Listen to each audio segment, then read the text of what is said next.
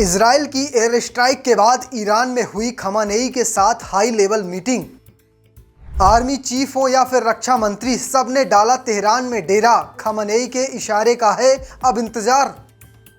Israel का नामो निशान मिटाना चाहता है हर ईरानी। देश की हर गली में हो रही हमले की चर्चा। पिछले साल अक्टूबर में इजराइल पर हमास ने हमला किया था। तब किसी ने सोचा नहीं होगा कि इस जंग में इतना नुकसान होगा।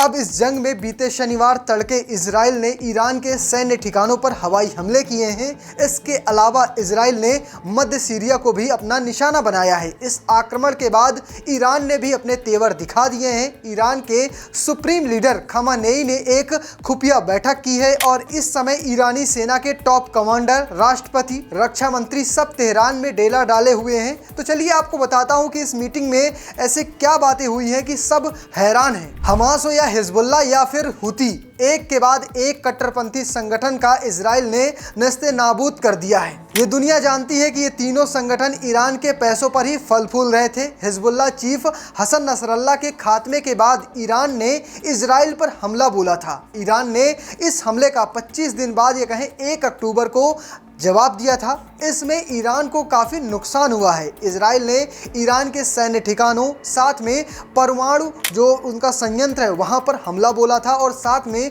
मिसाइल फैक्ट्रियों को भी तबाह कर दिया है, जिसकी अब सैटेलाइट तस्वीरें भी सामने आ गई हैं। इस हमले के बाद ईरान की सुपरमेसी पर सवाल खड़े होने लगे हैं। अब इसका जवाब देने के लिए ईरान ने भी कवायद शुरू कर दी है। इसके लिए तेहरान में एक मीटिंग हुई है। इसमें देश के सारे बड़े लीडर शामिल हुए हैं। इसकी अध्यक्षता खamenei ने की थी, जिसमें ईरानी सेना के टॉप कमांडर, राष्ट्रपति, रक्षा मंत्री और साथ में खamenei के बेटे भी शामिल हुए थे। इस बैठक में पहली लाइन यही बोली गई थी कि इजराइल से किसी भी सूरत में बदला लिया जाएगा, लेकिन अभी तक ये तय नहीं हो पाया कि इसे कब एग्जीक्यूट किया जाएगा और इस पर क्या प्लान है। इस वजह से अभी तक टॉप कमांडर और रक्षा मंत्री तेहरान पर डेरा डाले हुए हैं। दावा किया जा रहा है कि खamenei कभी भी इन्हें कोई भी आदेश दे सकते हैं। वहीं इजराइल और ईरान के बीच चल रही इस गहमा गहमी के बीच अमेरिका भी इजराइल का समर्थन किया है। उसने ईरान को जवाबी हमले को लेकर चेतावनी दी है। अमेरिका ने कहा कि ईरान पर इजराइल के हमलों के बाद दोनों देशों के बीच